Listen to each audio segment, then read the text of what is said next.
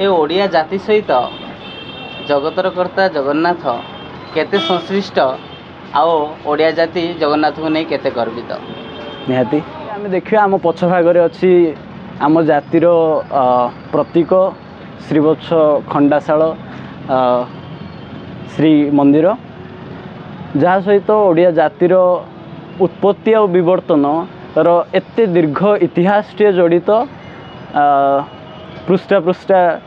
अल्टेले मध्य ताहा सरीबनी एवं समयर स्वल्पता दृष्टि आम एतिकी आलोचना करिपरिबा कि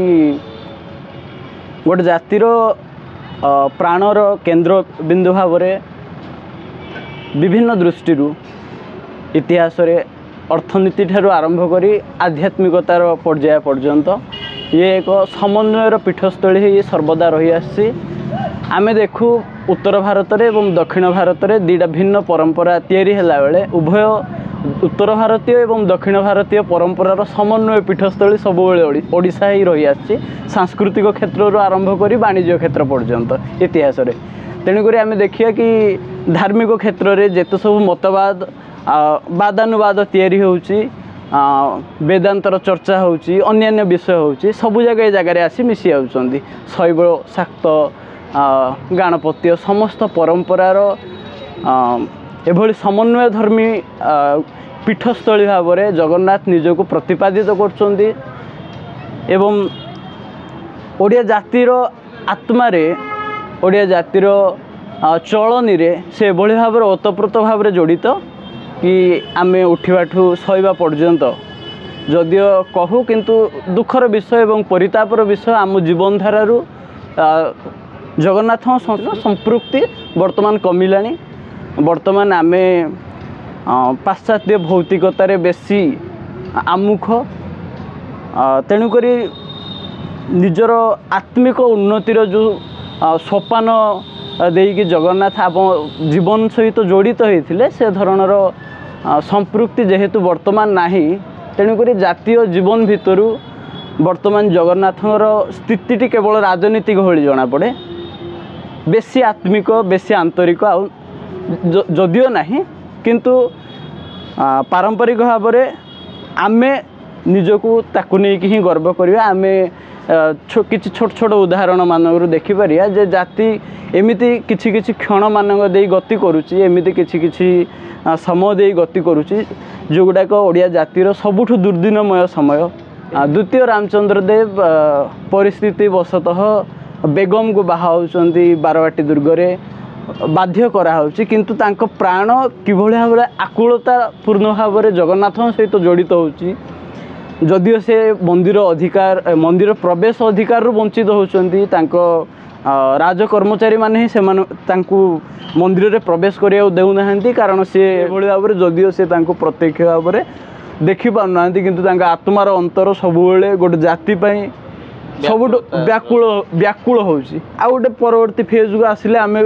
गोटे स्पष्ट उदाहरण नहीं पारिया मधुबाबू को मधुबाबू एमती गोटे व्यक्तित्व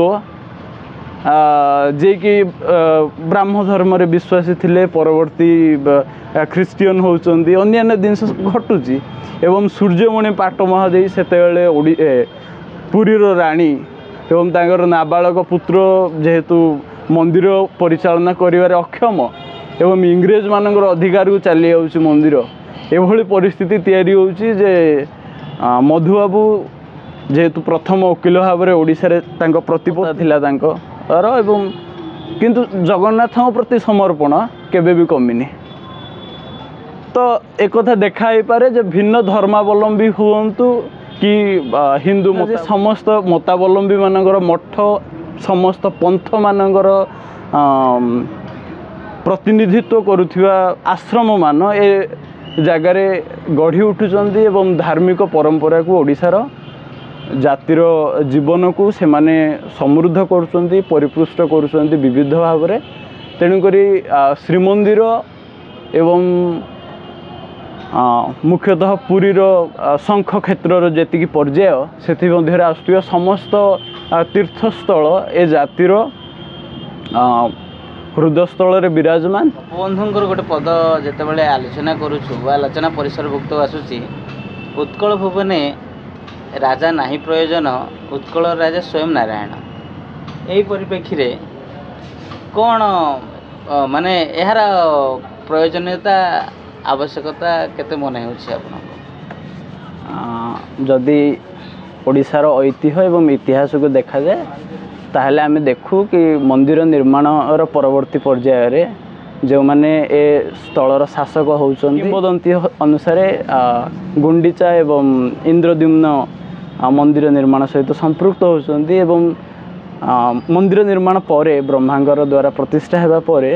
इंद्रद्युम्न निजको एभଳି भाବରେ समर्पण करूछन्ति जे निज वंशर परवर्ती पीढ़ी रे आउ केही न रहंतु ए गोटे पद कथा ही आम जातिर महानता को दर्शाऊँच जे एठी राजा राजा नुहंती एठी राजा होचंती भगवान आद्य सेवक तेणुक आम गोपबंधुंकर से उक्ति को यथार्थ मन पकाऊ एवं गोपबंधु आम जाति एभली विषयटी जे अच्छी आम जाति जे एभली तैयारी होइछि जोंठारे कि राजा निजको आद्य सेवक भाव में मन करी ए जातिर जदिओ शासन नुह प्रजांगर सेवा करुछन्ति तो से स्थल रे आमे निहाती रूप से ए उक्तिर प्रासंगिकता को अनुध्यान करि परिया।